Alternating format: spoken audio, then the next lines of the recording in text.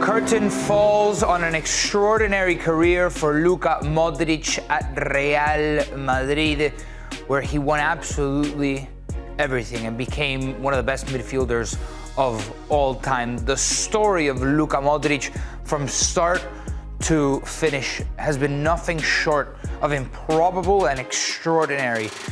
Escaping bombs during the Croatian War of Independence to being the best player in the world, winning a Ballon d'Or.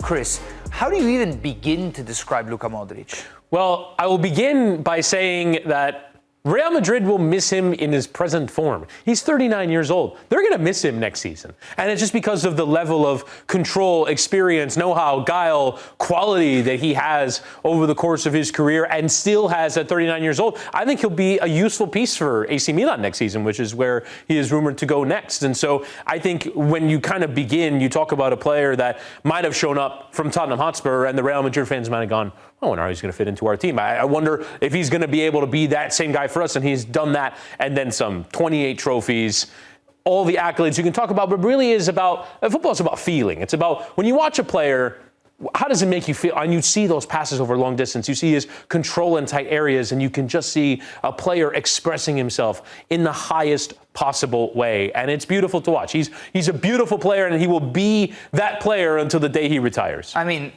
at 39, it's pretty incredible what he's doing, because you think about it, for the last, 15 or so years, we were so used to Messi and Ronaldo being the best players in the world, quite literally with the Ballon d'Or, and then he broke that dominance, right? Yeah. And then obviously after came Benzema, but Luka Modrić was the first person to assert himself and say, hold up, I want to be in this conversation, and he ended up taking a Ballon d'Or in that 2018 year. And think about it, not even Xavi or Iniesta was able to break up that dominance, obviously in a different era, but still, there is so much merit in what this guy did in that year specifically. And to have done it not just as a goal-scoring player, where the statistics overwhelm what Messi and Ronaldo do. He does it from midfield. He does it because he is the inspirational leader of a nation at the World Cup, and they were the story of the 2018 World Cup, making it to the semifinal, beating into the final, beating England in the semifinal, and then a semifinal after that. Right, exactly. So I think you see what Modrić did as the leader of that team at that World Cup, as the leader of the Real Madrid side, and you can see the impact coming from an area where it's difficult to measure. Central midfield might be one of the most difficult things to measure. You can talk about pass completion, but if you complete 100 passes sideways, are you really making an impact on the game? You have to watch the game, and you have to see with your eyes what Modrić does to impact games. And for him to have been that player to lead Croatia, a relatively small country on the world stage, to a World Cup final, absolutely extraordinary. And then to do everything he's done at club level, this is an inspirational to begin to describe what he's done. Yeah, I had the privilege of seeing him in a Clásico. Out of all the games I've seen him with the Croatian national team, but in El Clásico, the way in the Bernabeu, the way that he just floated, made everything look so effortless when it really wasn't. Yeah. Kind of be that metronome for Real Madrid, but don't just take it from us. Take it from the players that played alongside him, including José Mourinho, his former manager. Luka Modrić is the beauty of football. He's my pride because I took him to Real Madrid when nobody believed that he was a player for Real Madrid. And after how many years? 12, 13, 14 years, he's still there. So he's my pride. I mean, that's incredible. The longevity, too. Also, unlike Jose, to make it about himself, but it was me.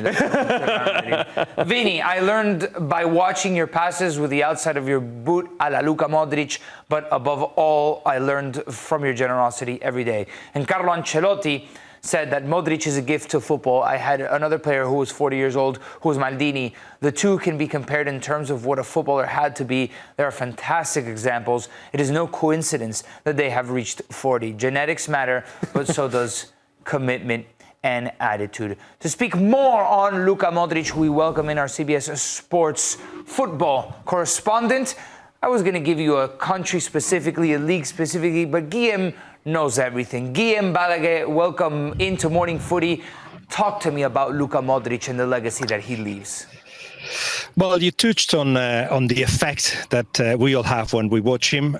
You have seen in those graphics the The longevity, 13 years at Real Madrid. The titles, 4 leagues, but 6 Champions Leagues.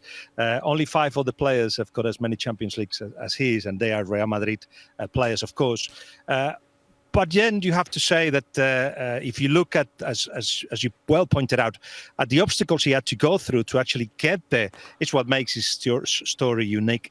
I had the privilege on those documentaries we were doing for CBS of going exactly in the house where he was born and educated as a kid before the war took him away, and where his grandfather was killed as well in the war in front of his family. That's a house in the middle of nowhere, literally nowhere, miles away from anything. You have to walk for hours to get to any kind of shop. That's where he started. And when he came to Real Madrid, he was voted within 3 months the worst foreigner ever to sign for Real Madrid. So as José Mourinho is saying, there was much people convinced that he was a Real Madrid player.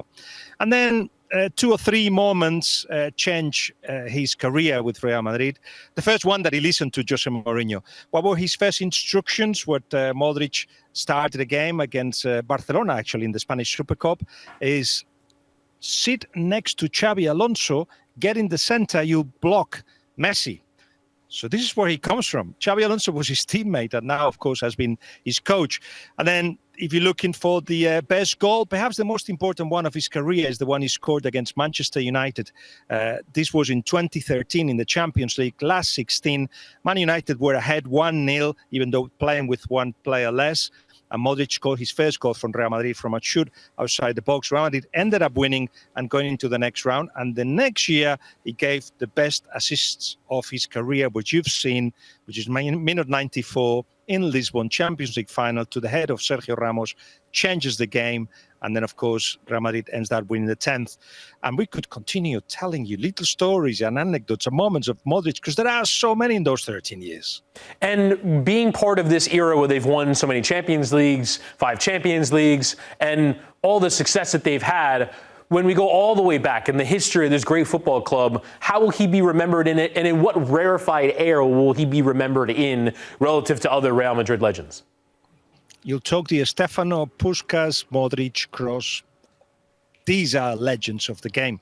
And of course, Modrić has beat an iconic record as well of being the oldest player to ever play for Real Madrid ahead of Puskas. So yes, he will be legendary. The fact that he's won more Champions League than leagues tells you about this Real Madrid in particular, made for knockout competitions, if you like, but with the best ingredients for knockout competitions. You describe what he added to that combination. It was obviously goals sometimes, assists sometimes, but the ability to understand exactly what happened at any minute in a game, in the important games as well. And he was part of the remontadas, of the comebacks. He was part of those titles, and just generally somebody that has left the standards so high that I would say they're impossible to reproduce. They're going to have to look for something else, and that's the key of why he's left. For 2 years, Real Madrid have thought that the decision makers, this is it with Modrić.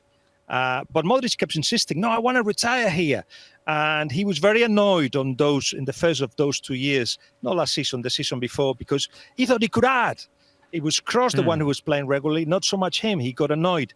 He got resigned in this second year and realized that the end was near. And then, of course, he had the opportunity to say goodbye to Santiago Bernabeu and played his last minutes with Real Madrid yesterday. Guillem, I'm going to ask you where you are in just 1 second, because you're always on the go, and now you're in the middle of a car, not even in the front seat, in the back seat, taking our Zoom. But I want to ask you about 2 trios. I think Luka Modrić was so good and he won so much that alongside Toni, Kroos and Casemiro, they have enough arguments to at least open the debate. Are they better than Busquets, Xavi, Iniesta? This is not that the sound is not working. It's just that I don't know what to say. So I'm just going to make it like, it's so hard. And we debated this so many times in days where, you know, the night becomes very long. And I don't really know. These were 2 that define an era in different ways. In the case of Barcelona, they were key to a style that changed the world. As simple as that. And in the case of Real Madrid, those three were define an era of success of a team in knockout competitions. Does that sound a little bit small and changing the world? Perhaps, but in any case, those are two trios that I don't know. Yeah, it's a difficult, because you're not going to make anybody happy, right? The people that are pro the Barcelona trio are going to be very unhappy if you choose the Real Madrid trio, and vice versa.